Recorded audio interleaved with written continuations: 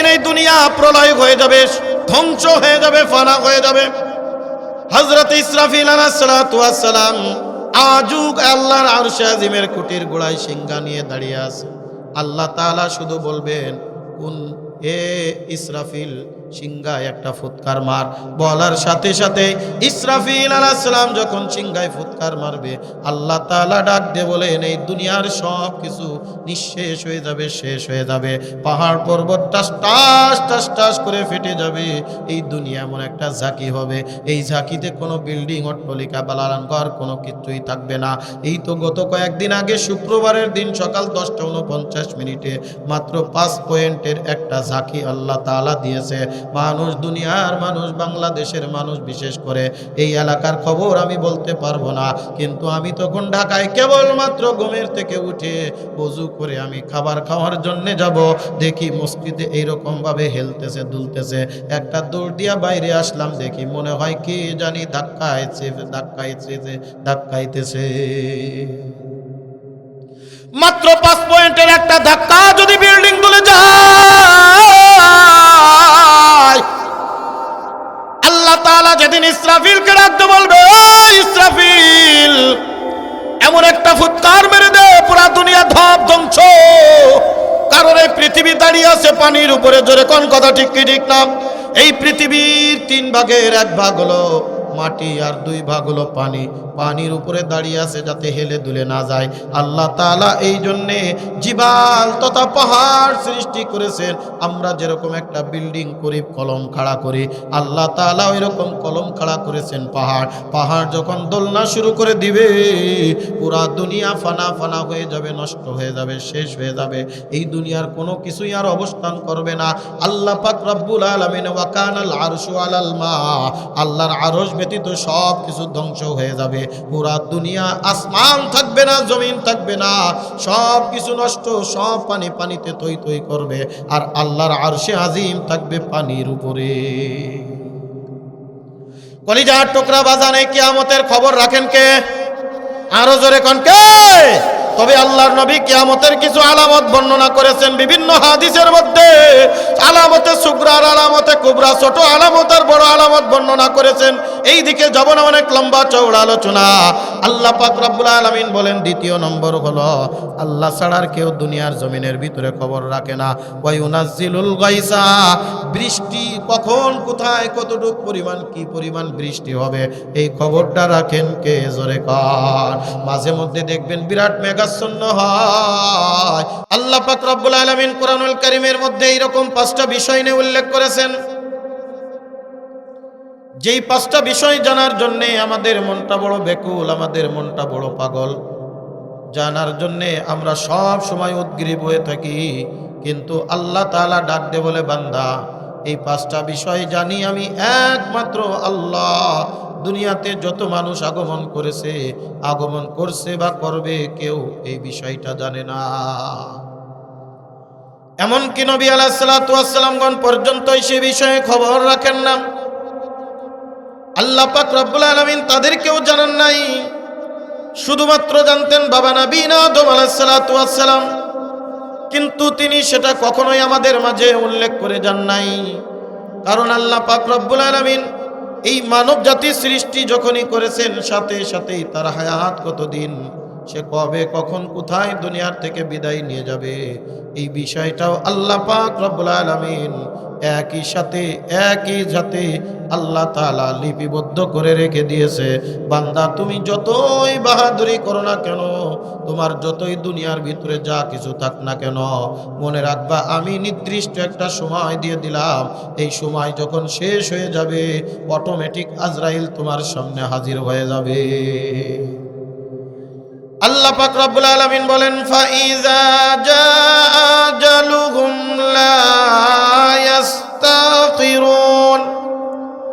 লা ইয়াস্তাখিরুনা সাআতাও ওয়া লা ইয়াস্তাকদিমুন।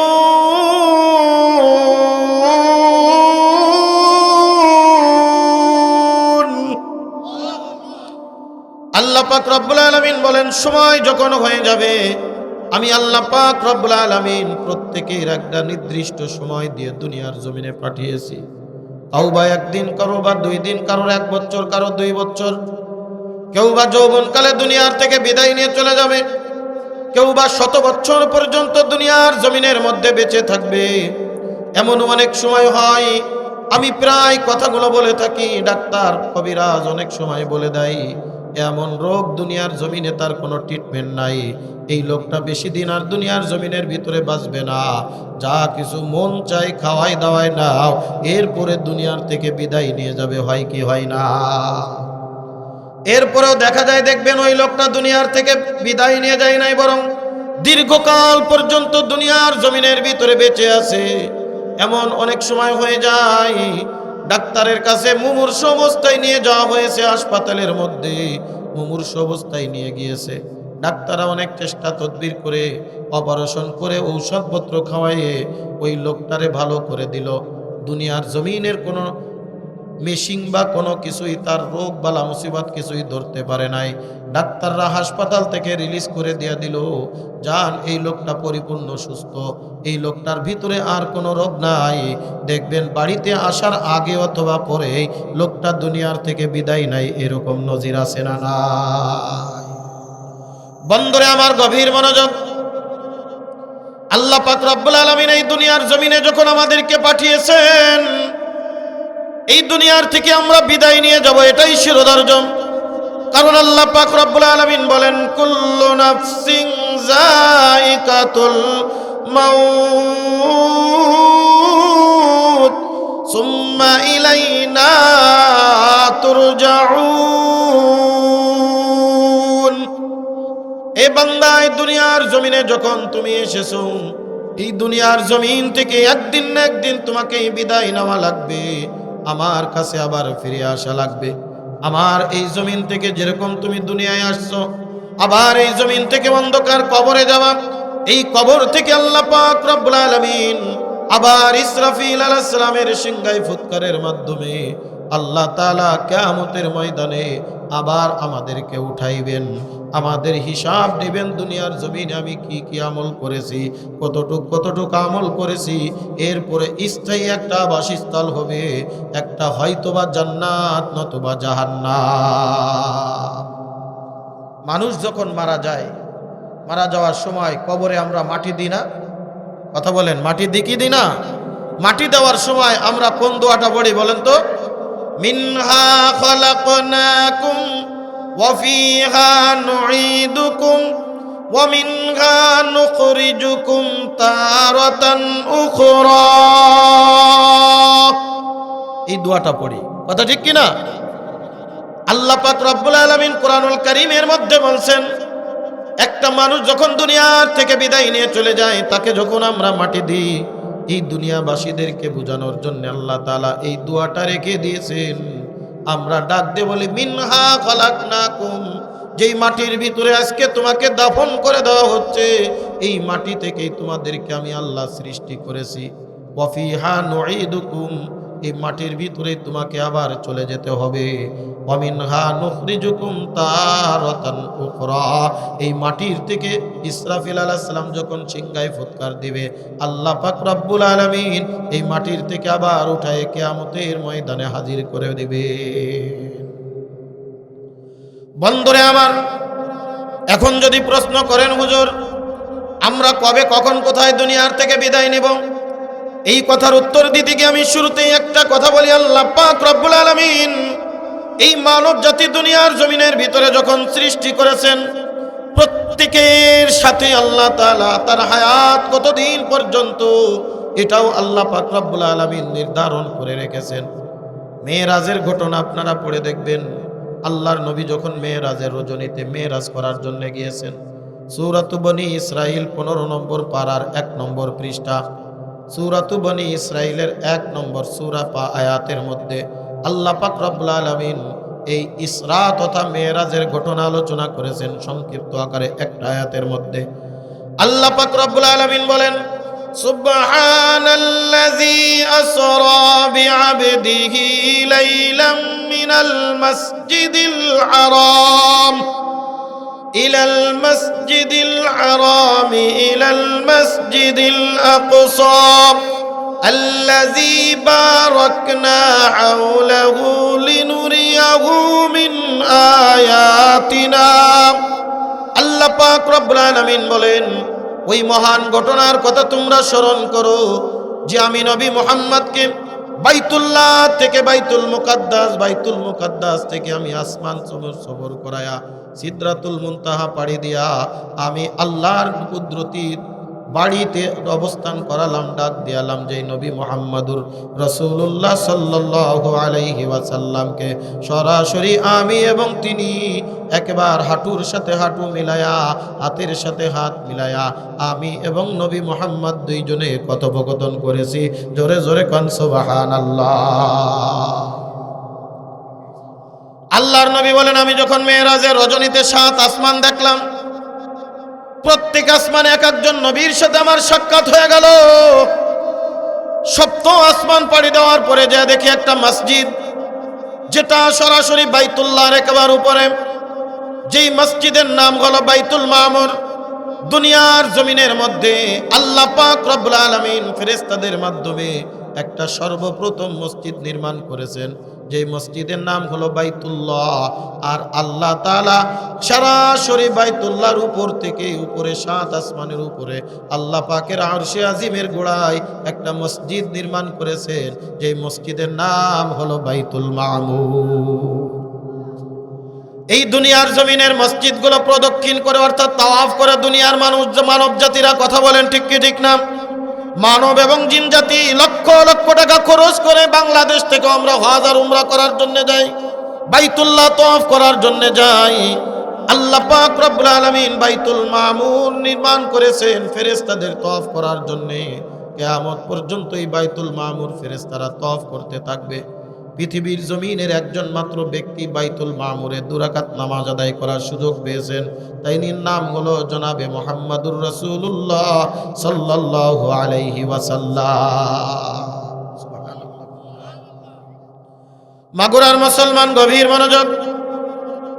আল্লাহর নবী বলেন, আমি 2 রাকাত নামাজ আদায় করে যখন মসজিদ থেকে বাইর হব, হঠাৎ করে আমার নজর চলে গেল মসজিদের একবার মেন গেটের সামনে বিরাট বড় সিঁড়ি দিয়া তাক তাক তাক তাক করে বানানো। সিঁড়ির নিচে যেখানে আসমানের একেবারে পুরোট পর্দা, জমিন যেরকম দুনিয়ায় আসমানে ওরকম আল্লাহর নূর, শিকড় দেখা যায়, সব কিছু দেখা যায়। বিরাট একটা বড়ই গাছ লাগানো আছে, পাতা দেখা যায় লক্ষ লক্ষ কোটি কোটি পাতা, কিন্তু ওই গাছে কোনো একটা বড়ই বা ফল দেখা যায় না। আপনারা বলেন, ফেরেশতারা খায়, ফেরেশতারা ঘুমায়, ফেরেশতাদের খাওয়াও নাই, ঘুমও নাই, কারণ ফেরেশতারা কিসের তৈরি? নূরের তৈরি। নূর দিয়ে যারে তৈরি করা হয় তার খাওয়াও নাই, ঘুমও নাই। কথা বলেন ঠিক কি ঠিক না? বন্দরে আমার আল্লাহর নবী ডাকতে বলেন, ভাই জিবরিল, এই 7 আসমানের উপরে বাইতুল মামুরের গোড়ায়, এই আসমানের উপরে এই বড়ই গাছটা কেন আমি দেখতে পাচ্ছি? আমার একটু হিকমত বলবানি। গাছের কোনো আমি ফল দেখতে পাচ্ছি না, শুধু পাতা আর পাতা। প্রত্যেকটা পাতার ভিতরে আমি কি যেন লেখা দেখতেছি, আমি তেমন একটা বুঝতেছি না। হযরতে জিবরিল আমিন ডাক দিয়ে বলে, ইয়া রাসূলুল্লাহ, ইয়া হাবিবাল্লাহ, এটা দুনিয়ার বড়ই গাছের পাতার মতো দেখতে মনে হলেও এটা দুনিয়ার সাধারণ কোনো বড়ই গাছ না। এই গাছের থেকে আজ পর্যন্ত আপনি কিভাবে ফল দেখবেন? আমি কোনোদিন ফল দেখি নাই, আর কিয়ামত পর্যন্ত এই গাছে কোনোদিন ফল হবে না। এই গাছটা রেখেছেন আল্লাহ পাক রব্বুল আলামিন আপনার উম্মতের জন্য, দুনিয়ার মানব জাতির জন্য আল্লাহ আসমানে গাছ লাগায় রাখছে। মানব জাতি কোথায়? কথা কয় না, বুঝেননি আমার কথা? মানব জাতি কোথায়? দুনিয়ার জমিনে। আর আমাদের জন্য গাছ লাগাইছে কোথায়? আসমানে।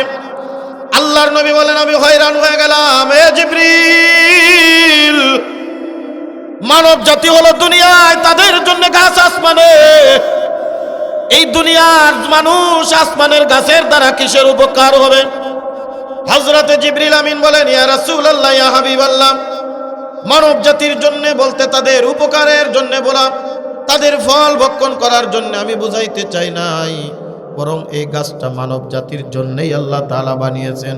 এই গাছের ভিতরে যতটা পাতা দেখতেছেন কিছু কিছু পাতা নতুন নতুন গজায়, আবার কিছু কিছু পাতা দেখতেছেন শুকনা হইয়া লাল হইয়া পড়ে যাচ্ছে।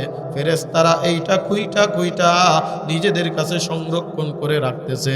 আল্লাহর নবী বলেন, দেখলাম, এর হিকমত আমার একটু খুলে বলবা নাকি? হযরতে জিবরিল আমিন ডাক দিয়ে বলে, ইয়া রাসূলুল্লাহ, ইয়া হাবিবাল্লাহ, এই যে গাছটা আপনি দেখতে পাচ্ছেন, যতটা পাতা গাছে দেখতে পান, এই পাতা সম পরিমাণ লোক পৃথিবীর জমিনে মানব জাতি আল্লাহ সৃষ্টি করেছে। যেই পাতাগুলো পড়ে যাচ্ছে তার মানে এই মানুষটাও দুনিয়ার থেকে বিদায়। যেই পাতা নতুন গজাচ্ছে, দেখেন এই পাতার মানুষ দুনিয়ার জমিনের ভিতরে গজায়, অর্থাৎ এই নতুন পাতা আমাদের দুনিয়ার জমিনে আগমন করলো। মায়ের পেট থেকে যখন একটা সন্তান ভূমিষ্ঠ হয়ে যায়, আল্লাহ পাক রব্বুল আলামিন বড়ই গাছের সাথে একটা পাতা লাগিয়ে দেন। ওই পাতার ভিতরে ওই মানুষটার নাম এবং তার হায়াত আল্লাহ তাআলা নির্ধারণ করে রেখে দেন। আর এই মানুষটার যখন মৌতের সময় হয়ে যাবে, এই মানুষের যখন মরণের সময় কাছায় যাবে, আল্লাহর নবী বলেন 40 দিন আগে এই পাতাটা গাছের থেকে ঝরে পড়ে ফেরেশতারা পুড়িয়ে নিয়ে হযরতে আজরাইলকে দিয়া দেয়। আজরাইল আলাইহিস সালাম দেখে নাই এই মানুষটা আর মাত্র এই কয়দিন বাকি আছে, অমুক জায়গায় অমুক স্থানে এই লোকটা দুনিয়ার থেকে বিদায় নেবে।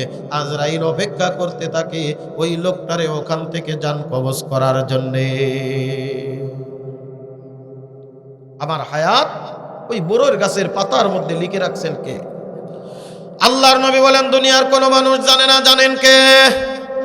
আল্লাহ পাক রব্বুল আলামিন এমন 5টা বিষয় সূরাতুল লুকমানের 34 নম্বর আয়াত তথা শেষ আয়াত, কুরআনুল কারীমের 415 নম্বর পৃষ্ঠা, 114টা সূরার মধ্যে 31 নম্বর সূরা, কুরআনুল কারীমের 21 নম্বর পারার 13 নম্বর পৃষ্ঠা, আল্লাহ পাক রব্বুল আলামিন ডাক দিয়ে বলে, বান্দা, এমন 5টা বিষয় আছে যেই 5টা বিষয় দুনিয়ার কোনো মানুষ জানে না, জানি আমি একমাত্র আল্লাহ। চমৎকার একটা ঘটনা মনে পড়ে যায়, কলিজার টুকরা বাজান, গভীর মনোযোগ সহকারে শুনবেন। আজকে আমরা কোন দুনিয়ার পিছনে পাগল হইয়া পড়ে গেলাম। এই যে আজকে গোরস্থান মাদ্রাসার উদ্যোগে মাহফিল, তাকায় দেখেন এই গোরস্থানের মধ্যে এমন অনেক মানুষ ঘুমিয়ে আছে যারা এক সময় আমাদের থেকে অনেক সুঠাম দেহের অধিকারী ছিল। জোরে কোন কথা ঠিক কি ঠিক না? একটা সময় এই পাল্লা এলাকার ভিতরে রাজত্ব করে বেড়াইতো, মাগুরার ভিতরে সুনাম সুখ্যাতির অভাব ছিল না। আজকে তারা দুনিয়ার জমিনের ভিতরে নাই, এই অন্ধকার কবরে ঘুমিয়ে আছে। এ পাল্লা এলাকার যুবক, এ আমার মুরব্বী বাপজান রে, এমন একটা দিন সময় এসে যাবে, ওই গাছের বড়র গাছের পাতা কাটটা ঝরে গেছে বলতে পারি না, 40 দিন আগেই বুঝতে পারে একটা মানুষ যখন দুনিয়ার থেকে বিদায় নিয়ে যাবে, 40 দিন আগেই কিন্তু তার দিলের ভিতরে একটা এমন ভাব চলে আসে, আমি মনে হয় আর দুনিয়ার জমিনে বেশি দিন ধরে বাঁচবো না। জোরে জোরে কোন কথা ঠিক কি ঠিক না? মৌতু কাসিন কুল্লু নাসিন শারিবু, কবরু বাইতিন কুল্লু নাসিন দাখিলু, কবরু বাইতিন কুল্লু নাসিন দাখিলু, ইহা हम सब मुसाफिर है, कब्र आखिर ठिकाना, कोई आगे रवाना है, कोई पीछे रवाना, कोई आगे रवाना है, कोई पीछे रवाना। जोरे कन अल्लाहु আকবার। এ বগুড়ার মুসলমান গভীর মনোযোগ, আল্লাহ পাক রব্বুল আলামিন এই দুনিয়ার জমিন থেকে আমাকে আপনাকে নিয়ে যাবে, আমরা কেউ বলতে পারি না কবে দুনিয়ার থেকে যাব। আল্লাহ পাক রব্বুল আলামিন এই দুনিয়ার জমিনের মধ্যে যাদেরকে ইলমওয়ালা দান করেছিলেন, যাদের অঢেল জ্ঞান দান করেছিলেন, এই উম্মতে মুহাম্মাদির মধ্যে যাদের নামে মাযহাব তৈরি হয়েছে, যাদের মাসআলা মাসাইল আমরা পড়ে মুফতি হই, মুহাদ্দিস হই, যাদের কথা শ্রবণ করে এই কোরআন এবং হাদিস থেকে যারা মাসলা ইস্তেমবাত করে আমাদের মাঝে বড় বড় কিতাব রেখে দিয়েছেন, তার মধ্যে একজন ছিলেন হযরতে ইমামে আহমদ ইবনে হাম্বল রাহিমাহুল্লাহু তাআলা আলাইহি, যেই মাযহাবকে বলা হয় হাম্বলি মাযহাব।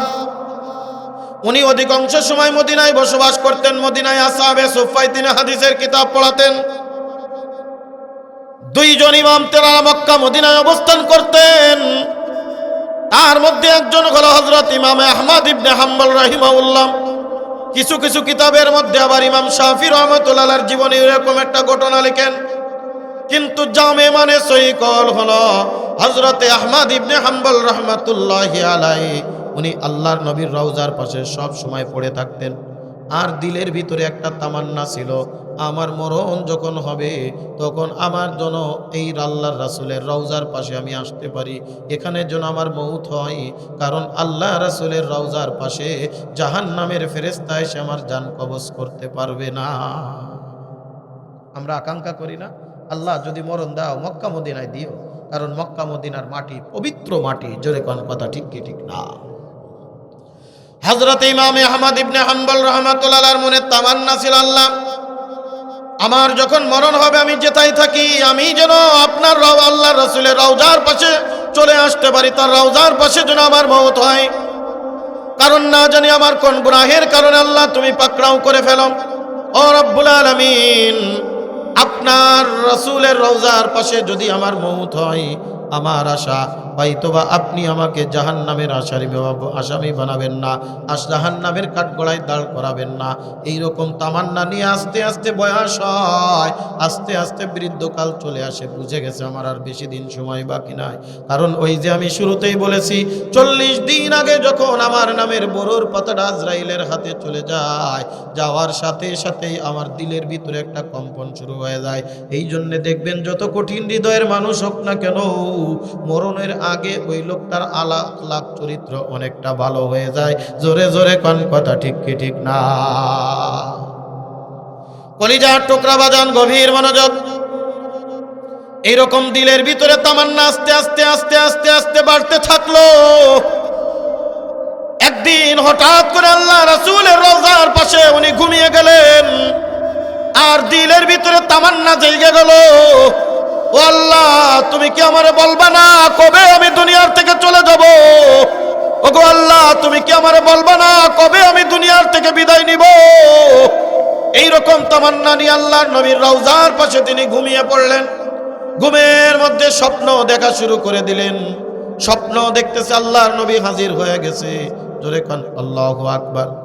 আল্লাহর নবীর স্বপ্ন কোনোদিন মিথ্যা হইতে পারে না। যদি কোনো ব্যক্তি নবীর স্বপ্ন দেখে, কারণ নবীজির সূরাত কোনোদিন শয়তান আকৃতি ধারণ করতে পারে না। নবীজির স্বপ্ন যেটা দেখে এটা 100% কারেক্ট, 100% কারেক্ট আর সত্য। মাঝে মধ্যে শয়তান বুজুর্গের বেশ ধরে আসে, কিন্তু সেটা রাসূল না। রাসূলের স্বপ্ন আলাদা, এটা যে না দেখে সে অনুভব করতে কোনোদিন পারবে। বন্ধুরে আমার, আল্লাহর নবীর স্বপ্ন দেখা শুরু করে দিয়েছে। আল্লাহর নবী ডাক দিয়ে বলে, আহমদ তোমার কিসের এত পেরেশানি? তোমার দিলটা বড় বেজার, তোমার মনটা বড় বেচিন দেখতেছি। এ আহমদ তোমার কি হয়েছে বলো? হযরত ইমাম আহমদ ইবনে হাম্বল রাহমাতুল্লাহ আলাইহি ডাক দিয়ে বলেন, আসসালাতু ওয়াসসালামু আলাইকা ইয়া রাসূলুল্লাহ, আসসালাতু ওয়াসসালামু আলাইকা ইয়া হাবিবাল্লাহ। আপনার সাক্ষাৎ হয়ে গেল, আমার কাছে বড্ড ভালো লাগলো। ওগো ইয়া রাসূলুল্লাহ, ইয়া হাবিবাল্লাহ, আমার দিলের ভিতরে একটা তামান্না, আমি যখন এই দুনিয়ার থেকে বিদায় নিয়ে যাব, আমার মরণটা যেন আজকে যেরকম আপনার রওজার পাশে আমি শুয়ে আছি, ঘুমিয়ে আছি, এই রকম অবস্থায় যেন আমার জানটা কবজ হয়ে যায়। কিন্তু কবে, কখন, কোথায় আমি দুনিয়ার থেকে বিদায় নিব এই কথাটা আমি তো জানি না। আল্লাহর নবী আপনি আমার একটু বলে দেন, আমি ওই সময় আপনার রওজায়ে আতহারের পাশে আমি চলে আসব। বন্ধুরে আমার, কিতাবের ভিতরে আসে আল্লাহর নবী এরকম হাতের 5টা আঙ্গুল উঁচু করলেন। উঁচু করে দেখানোর সাথে সাথে হযরত ইমাম আহমদ ইবনে হাম্বলের ঘুম ভেঙে গেল, স্বপ্নটাও ভেঙে গেল। 5 আঙ্গুল উঁচু করে কি বলতে চান নির্দিষ্ট করে খুলাসা করে কোনো কিছুই তিনি বলেন নাই।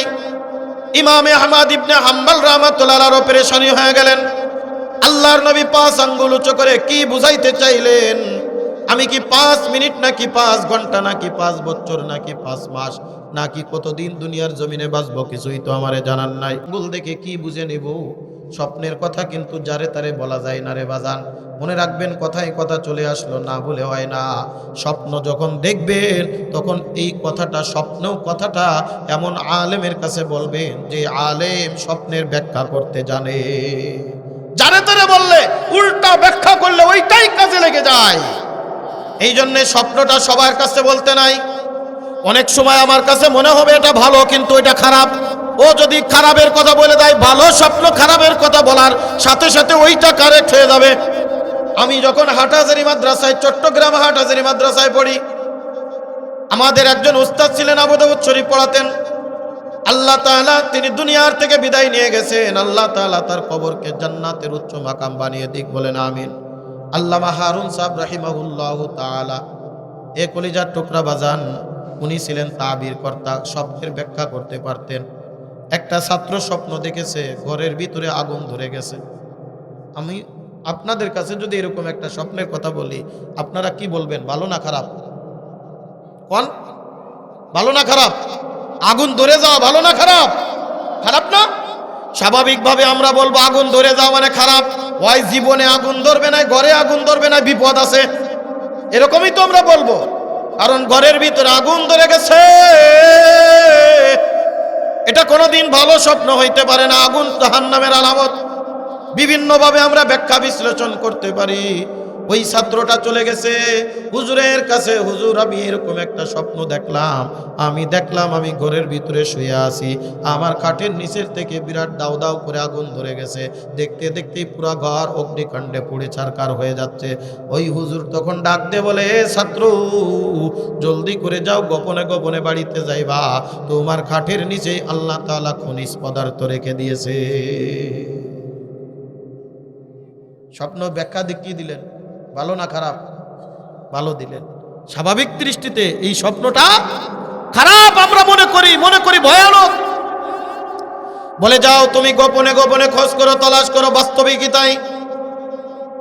ঘরের ভিতরে খনন করে দেখলো নিচে বিরাট একটা স্বর্ণের কলস পাওয়া গেল, তার ভিতরে স্বর্ণ অলংকার ভরা। কলিজার টুকরা বাজান, কিছুদিন পরে ওই একই স্বপ্ন আর একটা ছাত্র দেখেছে। ও তো আর খুশিতে মহা আটখান, কারণ এর আগে যে স্বপ্ন দেখেছে খনিজ পদার্থ পাওয়া গেছে। তারপরে আমরা বলি না, হুজুরের কাছে যাই একটু স্বপ্নের ব্যাখ্যাটা শোন। সাথে সাথে হুজুরের কাছে দৌড়ায় চলে গেছে। আর কালকে ফোন করে নাই, দেরি করে নাই, দৌড়ায় চলে গেছে। হুজুর ডাক দিয়ে বলে, জলদি করে বাড়ি যাও, তোমার বড় মহা বিপদ। বাড়িতে যাও, দেখো একটা বড় বিপদ অপেক্ষা করতেছে। আমরা হয়ে গেলাম অবাক। আবু দাউদ শরীফের মাতেন ছিলাম আমি মতন পড়তাম, আমি সামনের ইবারত পড়তাম। আমার দিলের ভিতরে একটা তামান্না হলো, আমি এই ব্যাখ্যা অবশ্যই হুজুরের কাছে জিজ্ঞাসা করব। হুজুর আমাদের ক্লাসে আসলেন, আবু দাউদ শরীফ খুললেন, আমিও সামনে আবু দাউদ শরীফ খুলে বসলাম। হুজুর বললেন, চালিয়ে চলে যাও, তার মানে পড়া শুরু করো। আমি মুখ খুলি না, পড়ি না। দ্বিতীয়বার বলতেছে পড়ো। আমি বললাম না হুজুর, পড়তাম না। একটা ব্যাখ্যা, একটা আমাদের দিলের দোয়াশা একটু পরিবর্তন করে দেন। এই দিলের দোয়াশা যদি পরিবর্তন না করেন, পড়তেও ভালো লাগতেছে না, খাইতেও ভালো লাগে না, ঘুমাইতেও ভালো লাগে না। হুজুর বলে, কি ব্যাখ্যা বলো? ডাক দিয়ে বললাম, হুজুর একই স্বপ্ন দুইজন ছাত্র দেখলো, ব্যাখ্যা দুই রকম হলো কেমনে? হুজুর ডাক দিয়ে বলে, পাগল রে, স্বপ্ন এক কিন্তু সময় হয়ে গেছে আলাদা। সময়ের কারণে ব্যাখ্যাও পাল্টে যায়। কলিজার টুকরা বাদান, যেই ছাত্রটা দেখেছিল আগুন লেগেছে শীতকালে আগুন ভালো না খারাপ? আমরা গ্রাম্য ভাষায়, আপনারা মাগুরার মানুষ, বুঝতে সুবিধা হবে। শীত যখন, কুয়াশার শীত যখন পড়ে, সকালবেলায় ওই পল আর খ্যাড় এক জায়গায় একত্রিত করে আমাদের গ্রাম্য ভাষা বলে আগুন তুয়ানো। আগুন তুয়াইনি আমরা। এই একই কাজ যদি গরমকালে করেন, ভালো লাগবে না খারাপ লাগবে? একই কাজ, একই সকালবেলার রৌদ্র, শীতকালে দেখবেন রৌদ্রের ভিতরে বসলে কেমন জানি মিষ্টি মিষ্টি একটা ভাব, বসতেই ভালো লাগে। মানুষ দেখবেন চাদর গায়ে দিয়া সকালবেলায় রাস্তার কিনারে বসে আছে। ও ভাই কেন বসে আছো? বলে সকালবেলা রৌদ্রটা বড় মিষ্টি লাগে। কিন্তু দেখবেন গরমকালে এই রৌদ্রটাই তার কাছে খারাপ লাগে। সকালবেলায় ওই রত্রটাও দেখবেন তার কাছে আগুনের মতো তাপ মনে হয়। ডাক দিয়ে বলে, হুজুর ডাক দিয়ে বলে, যেই ছাত্রটা আগুন দেখেছিল শীতকালের আগুন হলো ভালোর লক্ষণ। এই কারণে ব্যাখ্যা করেছিলাম তার ঘরের ভিতরে আল্লাহ বরকত রেখে দিয়েছে। আর যেই ছেলেটার ঘরের বিপদ বলেছিলাম, ওই ছেলেটা স্বপ্ন দেখেছে গরমকালে আগুনটাও বড় খারাপ, এই জন্য তার স্বপ্নের ব্যাখ্যাও হয়ে গেল খারাপ। কলিজার টুকরা বাজান, যে কথা বলতে গিয়ে আমি এত দূর পর্যন্ত চলে আসলাম, স্বপ্নের কথা সবাইরে বলা যায় না। মনে আছে কথা, ইমামে আহমদ ইবনে হাম্বল স্বপ্ন দেখলেন আল্লাহ রাসূল হাতের 5টা আঙ্গুল উঁচু করলেন। কষ্ট হয় আপনাদের?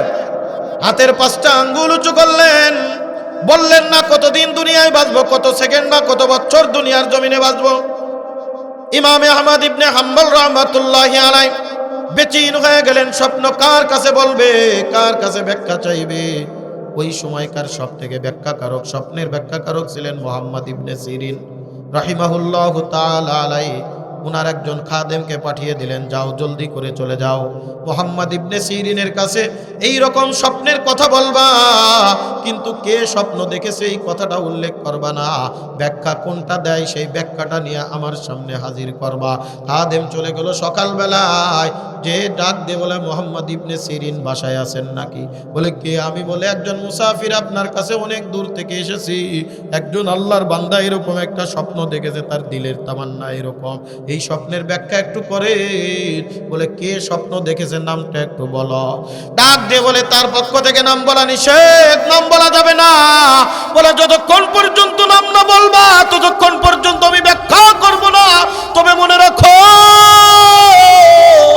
বর্তমান সময়ে ইমামে আহমদ ইবনে হাম্বল ব্যতীত আর কেউ এরকম স্বপ্ন দেখতে পারে না। খাদেম ডাক দিয়ে বলে, নাম যখন জানো ব্যাখ্যা করো। ডাক দিয়ে বলে, ইমামে আহমদের হাম্বলের খাদেম, আল্লাহ পাক রব্বুল আলামিন এমন 5টা বিষয় রেখেছেন, যেই 5টা বিষয়ের কথা দুনিয়ার কোনো মানুষ জানে না। ইমামে আহমদ ইবনে হাম্বল রাহিমাহুল্লাহ এমন 5টা বিষয়ের একটা বিষয় জানতে চেয়েছে। আল্লাহর নবী তার হাতের আঙ্গুল 5টা আঙ্গুল উঁচু করে দিলেন। তার মানে এটা 5 দিন 5 বছর সংখ্যা উল্লেখ করেন নাই। আল্লাহর নবী বুঝাইতে চায়, আহমদ তুমি এমন 5টা বিষয়ের কথা, এমন 5টা বিষয়ের একটা বিষয় আমার কাছে জানতে চেয়েছো, যেই বিষয়টা আমি আল্লাহ ছাড়া, আমার আল্লাহ ছাড়া আর কেউ বলতে পারে না। আমি নবী মুহাম্মদ ব্যতীত আমি নবী মুহাম্মদও বলতে পারবো না। শুধুমাত্র জানেন, জোরে বলেন কে? আরো জোরে বলেন কে? আল্লাহর নামের ভিতরে মজা আছে না নাই? আল্লাহর নামের ভিতরে শান্তি আছে না নাই? এ মাগুরার মুসলমান, এই গভীর রজনীতে একবার আকাশ বাতাস প্রকম্পিত করে, মুখরিত করে একবার ডাক দাও, আল্লাহু আকবার। আরেকটু জোরে বলো, আল্লাহু আকবার।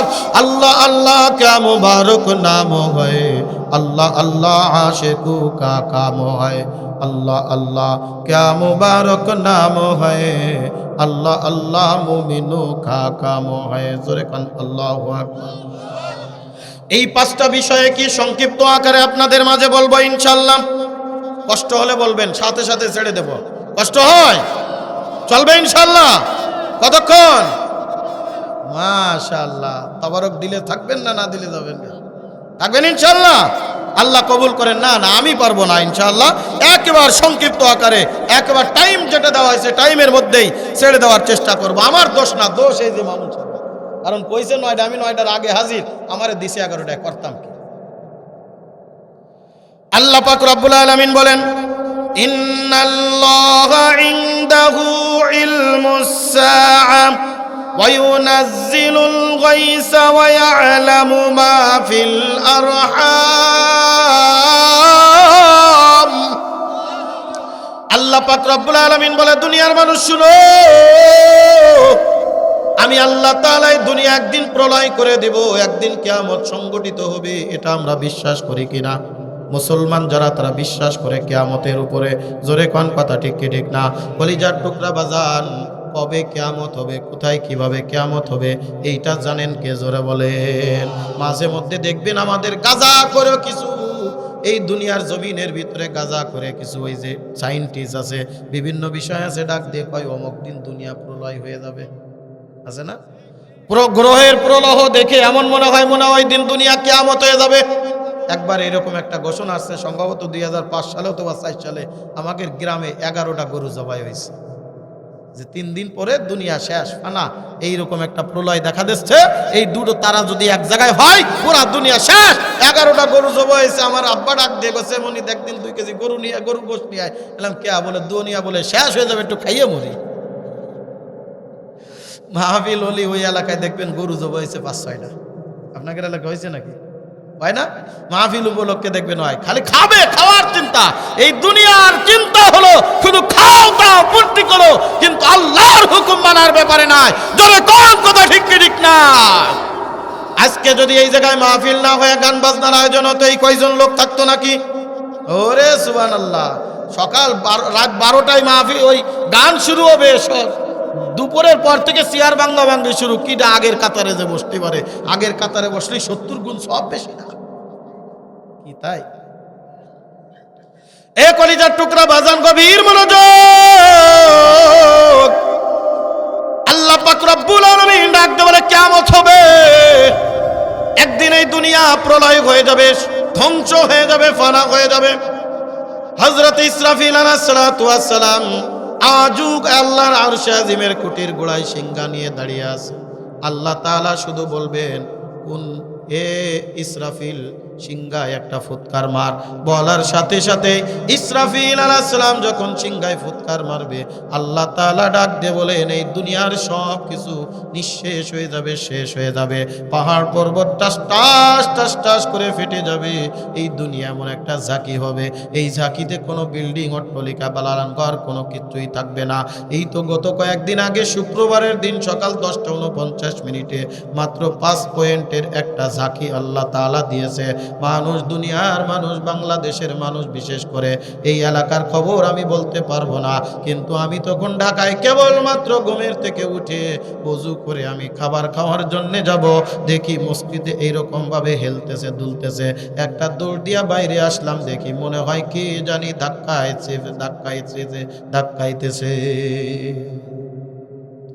মাত্র 5 পয়েন্টের একটা ধাক্কা যদি বিল্ডিং তুলে যায়, আল্লাহ তাআলা যেদিন ইসরাফিলকে ডাকতে বলবে, ও ইসরাফিল, এমন একটা ফুৎকার মেরে দে পুরা দুনিয়া ধপ ধ্বংস। কারণ এই পৃথিবী দাঁড়িয়ে আছে পানির উপরে। জোরে কোন কথা ঠিক কি ঠিক না? এই পৃথিবীর 3 ভাগের 1 ভাগ হলো মাটি আর 2 ভাগ হলো পানি। পানির উপরে দাঁড়িয়ে আছে যাতে হেলে দুলে না যায়। আল্লাহ তাআলা এই জন্যে জিবাল তথা পাহাড় সৃষ্টি করেছেন। আমরা যেরকম একটা বিল্ডিং করি, কলম খাড়া করি, আল্লাহ তাআলা ওইরকম কলম খাড়া করেছেন পাহাড়। পাহাড় যখন দোলনা শুরু করে দিবে, পুরা দুনিয়া ফানা ফানা হয়ে যাবে, নষ্ট হয়ে যাবে, শেষ হয়ে যাবে।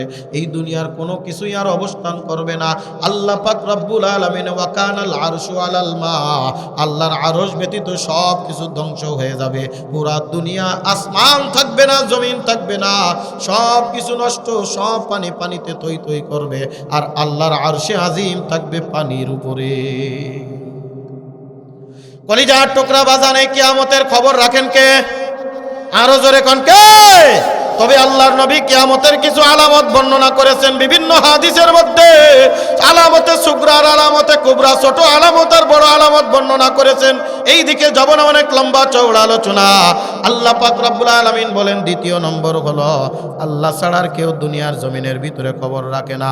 ওয়া ইউনাজ্জিলুল গায়সা, বৃষ্টি কখন, কোথায়, কতটুক পরিমাণ, কি পরিমাণ বৃষ্টি হবে, এই খবরটা রাখেন কে? জোরে কার। মাঝে মধ্যে দেখবেন বিরাট মেঘাচ্ছন্ন হয়, মেঘ হয়ে পুরা এলাকা কালো কুচকুচে হয়ে গেছে, অন্ধকার হয়ে গেছে। মেঘ বজ্রাইতেছে, ডাক মারে বারবার, বিজলি চমকায়, কিন্তু বৃষ্টির নামে খবর নাই। হালকা একটু বাতাস ছেড়ে আবার আগের মতো আকাশ পরিষ্কার হয়ে যায়। জোরে কোন কথা ঠিক কি ঠিক না? আবার দেখা যায় কোনো প্রকার মেঘ বাদলা বাদল কোনো কিছুই নাই, কিন্তু দেখবেন মুষলধারে বৃষ্টি, হাঁটু পর্যন্ত বৃষ্টি হয়ে গেছে। সব কিছু দেনওয়ালার মালিক কে? জোরে বলেন কে? আর একটু জোরে বলেন আল্লাহু আকবার। আমার আল্লাহ ডাক দিয়ে বলেন, দুনিয়ার মানুষ শুনো, এ আল্লাহ, আমি আল্লাহ কোথায় কোন অবস্থায় কতটুক পরিমাণ বৃষ্টি দিব, কোন মেঘে বৃষ্টি হবে, কোন মেঘে বৃষ্টি হবে না, এইটা জানেন কে? বলবেন হুজুর ওয়েদার যারা টের পায়, যারা এই যে আবহাওয়াবিদরা আছে, আবহাওয়াবিদরা বলে তারা কিন্তু 100% কোনো সময় গ্যারান্টি দেয় না। তারা বলে আজকের দিন অথবা আগামীকাল এত % বৃষ্টি হওয়ার সম্ভাবনা আছে। জোরে কোন কথা ঠিক কিনা? 3 নম্বরে আল্লাহ পাক রব্বুল আলামিন বলেন ওয়ায়ালামু মা ফিল আরহাম, মাতৃগর্ভের মধ্যে সন্তান ছেলে না মেয়ে জানেন কে? কথা কন না, আরো জোরে বলেন। আরে আল্লাহর নাম যদি আমি মুখে স্বীকার না করি, আমার আল্লাহর সাথে সম্পর্ক হবে না। কথা বলেন ঠিক কি ঠিক না? এই জন্য বেশি বেশি ডাকবো কারে? আল্লাহ পাক রব্বুল আলামিন ডাক দিয়ে বলেন উদউনি আস্তাজিব লাকুম, বান্দা তুই আমারে ডাক, আমি তোর ডাকের সাড়া দিব। রাত প্রায় 12টা বাজতে গেল। যুবক ও আমার মুরব্বী বাপজান, এখন তো আপনাদের দরকার ছিল পালঙ্গের উপরে শুইয়া, জাজিমের উপরে শুইয়া, কম্বলের নিচে শুয়ে থাকার কথা, কিন্তু আপনারা কষ্ট করে ঠান্ডার ভিতরে বসে আছেন। তাকায় দেখেন উপর থেকে টপ টপ করে কুয়াশা পড়ে, নিচের থেকে মাটির থেকেও ঠান্ডা আসে। এখান থেকে যদি একটু নেকি কামাই না করে যায়, এই রাত্রে এই কঠিন গভীর রাত পর্যন্ত বসে থাকা, এটা বসে থাকা ছাড়া আর কোনো উপকারে আসবে না। এই কারণে মাঝে মধ্যে ডাকবো কারে? আরো জোরে বলেন আল্লাহ। ও রব্বুল আলামিন আমাদের ডাক কবুল করে নাও, জোরে কোন আমিন। এ কলিজার টুকরা বাজার, সন্তান দেওয়ার মালিক কে? জোরে বলেন কে? সন্তান না দেওয়ার মালিক কে? আল্লাহ যদি দেওয়ার মতো ইচ্ছা করেন, এ কলিজার টুকরা বাজার, ইচ্ছা করলে আল্লাহ তাআলা দিতে পারেন, ইচ্ছা না করলে নাও দিতে পারেন। অনেক চেষ্টা করে তদবির করে ডাক্তার দেখায়, কবিরাজ দেখায়, 15 বছর 20 বছর পার হয়ে যায়, সন্তান হওয়ার কোনো খবর নাই। এই তো গত কয়েকদিন আগে রাজশাহীর জমিনে আমি এক মাহফিলে গিয়েছিলাম। রাজশাহী তানোর থানা নামে একটা থানার মধ্যে মাহফিলে গেলাম, আলোচনা করলাম। শেষ করে একটা মুরব্বী বাপজান আমার কাছে দৌড়ায় চলে আসছে, হুজুর আমাদের বিবাহের বয়স আজ 41 বছর পরিপূর্ণ হলো, আমার স্ত্রীর বয়স প্রায় 60 বছর ধরতে গেল, আমার বয়স প্রায় 70 বছর। এতদিন পর্যন্ত আমরা নিঃসন্তান ছিলাম, আমাদের 2টা পালক পুত্র আছে, 2টা সন্তান আমি দত্তক নিয়েছি। আমার স্ত্রীর বয়স 60 ধরে ধরে ভাব, আমার স্ত্রী আল্লাহর রহমতে এখন গর্ভবতী হয়ে গেছে। দেওয়ার মালিককে আরো জোরে কর। এ কলিজার টুকরা বাজান, ডাক দে, চোখের পানি ফেলায় মুরব্বী বাবা কান্দে। হুজুর কত ডাক্তার দেখালাম, কত কবিরাজ দেখাইলাম, কত জায়গায় মান্নত করলাম, কত কিছু করলাম, আল্লাহ এত কিছু আমারে দিয়েছে, আমার এই সম্পদের ওয়ারিস একজন লোক পাইলাম না, আমার বংশ বুঝি আজ নিজ বংশ হয়ে যাবে। আল্লাহ তাআলা বুড়া বয়সে কথা শুনেছে, যৌবনকালে কথা শুনে নাই। এই জন্য সন্তান মায়ের পেটে হবে কি হবে না, এটা জোরে বলেন জানেন কে? আল্লাহ পাক রব্বুল আলামিন বলে সন্তান যখন মায়ের গর্ভের ভিতরে আসে, এই সন্তান ছেলে হবে না মেয়ে হবে জানেন কে? আপনারা বলতে পারেন হুজুর আল্ট্রাসাউন্ড করলে তো আমরা বলতে পারি ছেলে না মেয়ে, ডাক্তাররা বলে দেয় ছেলে না মেয়ে।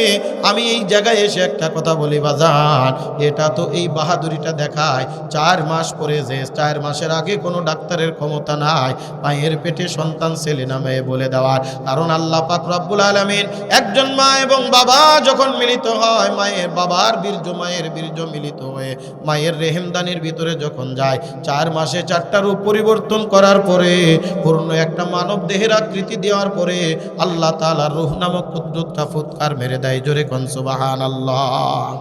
আল্লাহ পাক রব্বুল আলামিন বলেন, এ দুনিয়ার মানুষ শুনে রাখো, আমি আল্লাহ পাক রব্বুল আলামিন এই দুনিয়ার জমিনের মধ্যে সন্তান যখন মায়ের পেটের ভিতরে দিয়ে থাকি, এই সন্তান যখন মায়ের পেটের ভিতরে আসে, আল্লাহ পাক রব্বুল আলামিন বলেন কুরআনুল কারীমের 343 নম্বর পৃষ্ঠা, কুরআনুল কারীমের 18 নম্বর পারার 1 নম্বর পৃষ্ঠা, কুরআনুল কারীমের 114 নম্বর সূরা 23 নম্বর সূরা, 114 সূরা 23 নম্বর সূরা, সূরাতুল মুমিনুনের 13, 14, 15 নম্বর আয়াতের মধ্যে আল্লাহ তাআলা মানব জাতি সৃষ্টির একটা ইতিহাস তুলে ধরেছেন। আল্লাহ তাআলা কিভাবে মায়ের পেটের ভিতরে সন্তান তৈরি করে, সন্তান সৃষ্টি করে। আল্লাহ তাআলা বলেন, ওয়ালাকাদ খালাকনাল ইনসানা সুলালাতিম মিন তিন সুম্মা জাআলনাহু নুতফাতান ফি ক্বারারিম মাকিন ثم خلقنا النطفة علقة فخلقنا العلقة مضغة فخلقنا المضغة عظاما فكسونا العظام لحما ثم أنشأناه خلقا آخر فتبارك الله أحسن الخالقين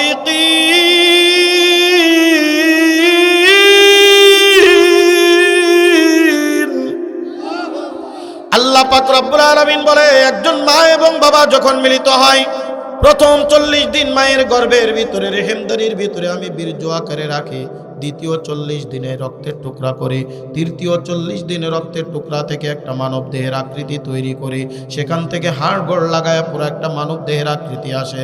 চতুর্থ 40 দিনে আমি ওই বান্দার রুহের ভিতরে, বান্দার শরীরের ভিতরে আমার রুহ নামক কুদরতটা ফুৎকার মেরে দিই।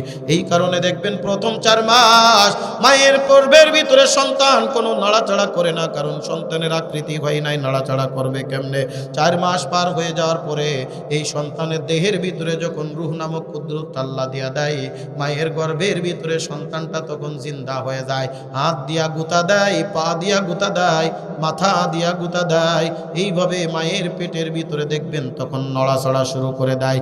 এরপরে আল্ট্রাসাউন্ড করবেন, তারপরে ডাক্তার দেখবেন মেশিনের মাধ্যমে চেক করে বলে দিতে পারবে ছেলে নামে। কথা ঠিক?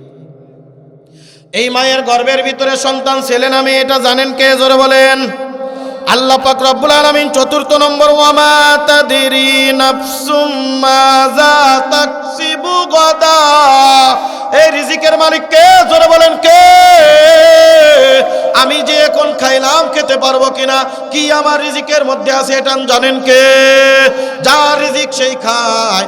আমরা অনেক সময় যারা একটু গরিব আছি, যখন অভাব যায়, যদি কোনো মেহমান আসে আমরা রাগ করি, আরে আসার আর সময় পাইল না, কি কই না, আসার আর সময় পেল না, 2 দিন পর পর আসতে যাচ্ছে। মনে রাখবেন, মেহমান আসলে খুশি হবেন, বেজার হবেন না। তার মানে এটা না প্রত্যেকদিন আর একজনের বাড়ি যে তুমি খাবা। হুজুর মেহমান আসলে খুশি হবো, তার মানে প্রত্যেকদিন আমার বাড়ি 10টা আসুক না। আল্লাহর নবী বলেন, তুমি যদি মানুষকে খাওয়াও, দান করো, রিজিক প্রদান করো, রিজিকের মালিককে মনে রাখবা, তোমার রিজিক সে খায় না, যার রিজিক সেই খায়। আল্লাহ কোথায় কখন কি খাবে, বান্দা কোথায় কখন কি খাবে, এটা আল্লাহ তাআলা আমার আপনার জন্মের সময় নির্ধারণ করে রেখেছে। যেরকম ভাবে হায়াত নির্ধারিত, আল্লাহ তাআলা আমার জন্য রিজিক নির্ধারণ করে রেখেছে। বান্দা যদি আমার রিজিকে না থাকে, আমার প্লেটের ভিতরে থাকলেও আমি খাইতে পারবো না। একটা গল্প মনে পড়ে গেল, বলবো? কষ্ট হচ্ছে মনে আপনাদের? বলবো? এক মুরব্বী বাবা আল্লাহরে তেমন একটা বিশ্বাস করে না। এরকম কিছু লোক আছে না, আল্লাহরে তেমন একটা বিশ্বাস করে না। রিজিক আমারটা আমি খাই, আল্লাহ দিচ্ছে কোনটা, আমি কাজ না করলে আল্লাহ কি খাওয়াই দিবে? আর ঈমান আর ইয়াকিন থাকলে আল্লাহ দিতেও পারে। কথা বলেন ঠিক কি ঠিক না? আল্লাহ যেরকম মান্না সালওয়া দেশে এরকম দেওয়ার মালিক এখনো আছে না নাই? নাকি আল্লাহর ভান্ডারে ফুরাই গেছে? আছে না নাই? আল্লাহ অবশ্যই দেয়া দিবে। বান্দা মনে রাখবা, এক মুরব্বী, তার বেটার বউ ছিল খুব দিনদার, পরহেজগার, নামাজি। সব সময় বলতো আব্বা, শ্বশুরে বলতো আব্বা যদি আপনার রিজিকে থাকে আপনি খাবেন। কয় আমার রিজিক খাবে কেনা? কয় না, আপনার রিজিকে না থাকলে আপনি খাতে পারবেন না। কয় দেখি আমার রিজিক ঠেকায় কিনা। বাজারে গেছে, নিজের পকেটের টাকা দিয়া বিরাট একটা মাছ কিনে আনছে। মাছ কিনে আয়না ডাক দিয়ে কয় বৌমা, এই যে আমি কিনে আনলাম মাছ, বিরাম অনেক দিন ধরে এরা বড় মাছ পায় না, এই মাছের মাথাটা সুন্দর করে রান্না করে ঝোল করে আমারে দিবা, আমি খুব মজা মেরে খাবো। আমি খুব কি করব? মজা মেরে এটা খাবো। বৌমা ডাক দিয়ে কয় আব্বা ঠিক কইছেন, খাবেন, কিন্তু যদি আল্লাহ রিজিকে রাখে। কয় আমার টাকা দিয়ে আমি কিনলাম, তোমার কাছে দিলাম কুটতে, ধুইতে আর রান্না করতে, আমার রিজিক আবার খাবে কিনা? কয় না, আপনার না থাকে আপনি খাইতে পারবেন।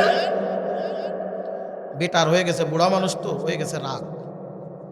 আমার সামনে কুটবি, আমার সামনে ধুইবি, আমার সামনে রান্না করবি, এখান থেকে না খেয়ে আমি এক কদম এদিকে যাইতাম না। বেটার বউ ডাক দিয়ে কয় আব্বাস আপনি পাইলে আল্লাহ যদি রিজিকে রাখে খাবেন, না হলে খাবেন না। ওই মুরব্বীর সামনে ভালো করে কুটে ফেললো ওটা বটি দিয়া, নিজের হাতে ধৌত করলো, নিজের হাতে বৌমা রান্না করলো। ওই মুরব্বী বাবা বসে বসে দেখতেছে আর বলতেছে, দেখি আমার রিজিক কিরা খেয়ে যায়, দেখি আমার রিজিক কিরা খেয়ে যায়। কলিজার টুকরা বাজান, ওই মুরব্বী বাবার সামনে এরকম প্লেট দেওয়া হলো, ভাত বেড়ে দেওয়া হলো, মাছের মাথাটা যখন দেয় তারপরে বৌমা ডাক দিয়ে কয়, আব্বা যদি আল্লাহ রিজিকে রাখে খাইতে পারবেন, না হলে খাইতে পারবেন না। এইবার চূড়ান্ত পর্যায়ের মুরব্বীর রাগ হয়ে গেছে, আরে আমার প্লেটে আমার মাথা, এই প্লেটের থেকে হাতে নেব আর খাবো, হাতের ভিতরে ধরেছে, তারপরে আবার ডাক দিয়ে কয়, আব্বা রিজিকে থাকলে খাইতে পারবেন, না থাকলে খাইতে পারবেন না। চূড়ান্ত পর্যায়ের রাগ, এই রাগ আর কন্ট্রোল করতে পারে নাই, হাতের থেকে ওই যে বড় মাথাটা নিয়ে বৌমার দিকে চাল মেরে দিয়েছে ফেলে, এই আমার রিজিক খাচ্ছে না রে, এই কই এক চাল দিয়েছে। বৌমা তো মাথা সরায় নেছে। উঠানের ভিতরে বসেছিল মিস্টার ডিওজি সাহেব। ডিওজি সাহেব ছিলেন তো, কুকুর মশাই বসা, এক দৌড় দিয়া মাথায় এক পুরো সাবন সুবন দিয়ে খাওয়া। ডাক বৌমা ডাক দিয়ে কয়, বাবা কইছিলাম না কিনলেন আপনার টাকা দিয়ে, আপনার সামনে আমি কুটলাম, আপনার সামনে আমি ধৌত করলাম, আপনার সামনে আমি রান্না করলাম, আপনার পাতে দিলাম, আপনার হাতে ছিল, কিন্তু আল্লাহ তোমার এই মাথা রিজিকে রাখে নাই, এই রিজিক ছিল কুকুরের, আল্লাহ কুকুরের হাতে দিয়ে দিয়েছে। জোরে কোন কথা ঠিক কি ঠিক না? রিজিক দেনওয়ালার মালিককে জোরে বলেন। এই জন্য চাবো কার কাছে?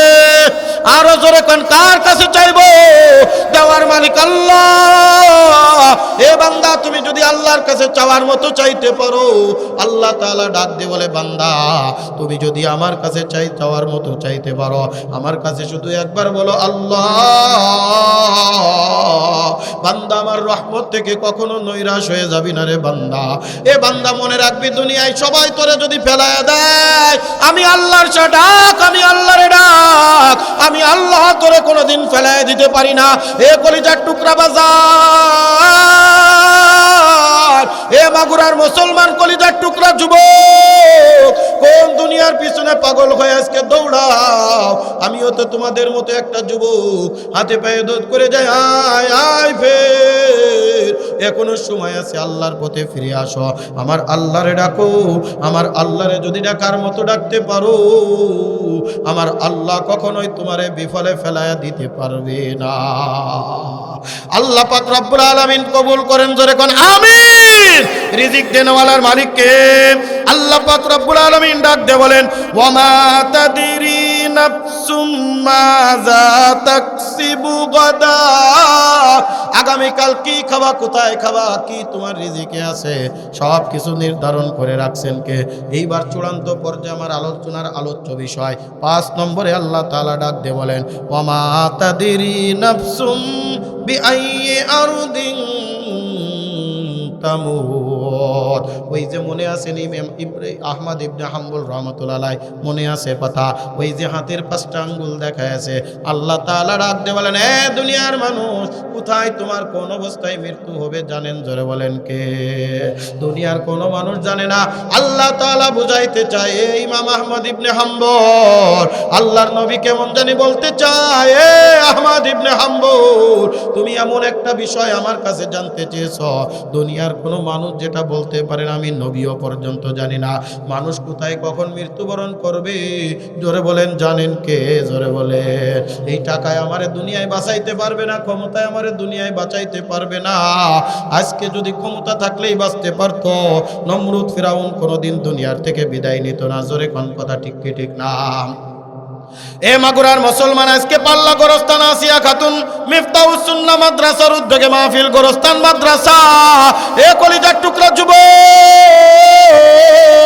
এ আমার মুরব্বী বাপজান, এ পর্দার অন্তরালের মাগো, আমার যে কথা বলার উদ্দেশ্য ছিল, এই দুনিয়ায় চিরকাল আমরা থাকতে পারবো না, কবে দুনিয়ার থেকে বিদায় নিব কেউ আমরা বলতে পারি না। একদিন না একদিন আমাদেরকে দুনিয়ার জমিনের থেকে চলে যাওয়া লাগবে। এই টাকায় বাঁচাইতে পারবে না, ক্ষমতায় বাঁচাইতে পারবে না। এই যে যখন করোনাকালীন সময় হয়েছে, দেখছে কত মানুষ তাগলা নওজোয়ান যুবক দুনিয়ার থেকে বিদায় নিয়ে গেছে। এ আমার কলিজার টুকরা যুবক, আজকে তুমি আল্লাহরে ডাকো না, আল্লাহর নাম স্মরণ করো না। মসজিদের মুয়াজ্জিন প্রতিদিন ডাক দেয় 5 বার, হাইয়া আলাস সালাহ।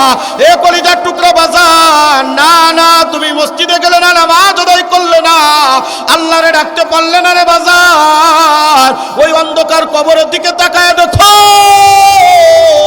ওই অন্ধকার কবর আজকে আমরা এই যে পাশে আছি, কবরের মধ্যে কি হচ্ছে কিছুই বলতে পারবো না। দুনিয়ার এক প্রান্ত থেকে অপর প্রান্তে যদি কোনো লোক থাকে যে কোনো মাধ্যমে খবর নেওয়া যায়, কিন্তু বাড়ির পাশের বাসতলায় গাছতলায় যারা শুয়ে আছে তাদের খবর নেওয়ার তো কোনো যন্ত্র আজ পর্যন্ত আবিষ্কার হয় নাই, কিয়ামত পর্যন্ত আবিষ্কার হবে না। কোন দুনিয়ার পিছনে পাগল হয়ে গেছে রে বাজার, আজকে বাড়ির মায়া, গাড়ির মায়া, টাকার মায়া, অর্থের মায়া, ক্ষমতার মায়ায় পড়িয়া গেছো। আমি আল্লাহ, আমার আল্লাহরে তুমি রাখতে পারো না। এ কলিজার টুকরা বাজার, অন্ধকার কবরে যদি জাহান্নামের আগুন লাগিয়ে যায়, সহ্য করার ক্ষমতা নাই, সহ্য করার ক্ষমতা নাই। একদিনের আগুন সহ্য করতে পারবা না রে যুবক, ওই 3000 বছর পর্যন্ত প্রজ্বলিত জাহান্নামের আগুন কেমনে সহ্য করবা? এই জন্য আমি হাতে বেদত করি, আই ফেরো ফেরো। এই গোরস্থান মাদ্রাসার উদ্যোগে মাহফিল, এখান থেকে নিজেকে সবক গ্রহণ করায় না ওরে বাজার। রাত 12টা পার হয়ে যাচ্ছে, আমি আর আপনাদেরকে কষ্ট দিব না, আমি আর বিস্তারিত আলোচনা করার সুযোগ পাবো না রে বাজার। আমি হাতে পেয়ে দোধ করে যাই, আয় মুরব্বী বাবজান,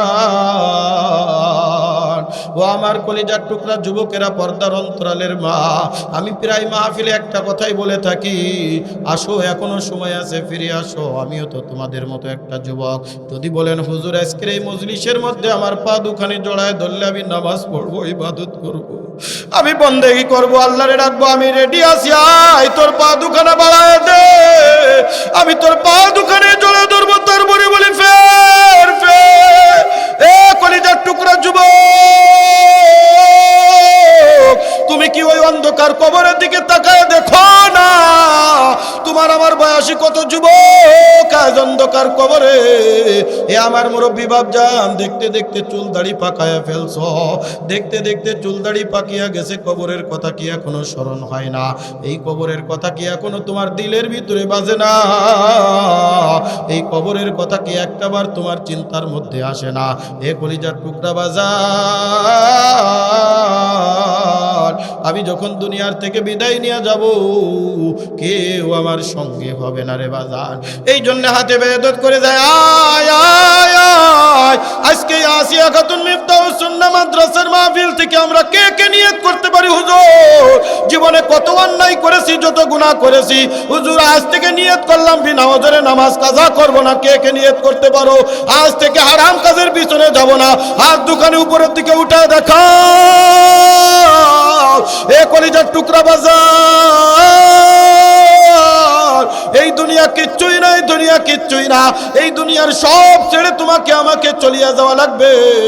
3টা টুকরা সাদা কাপড়ের কাপড় ছাড়া আমি আর কিছুই সঙ্গে নেব না।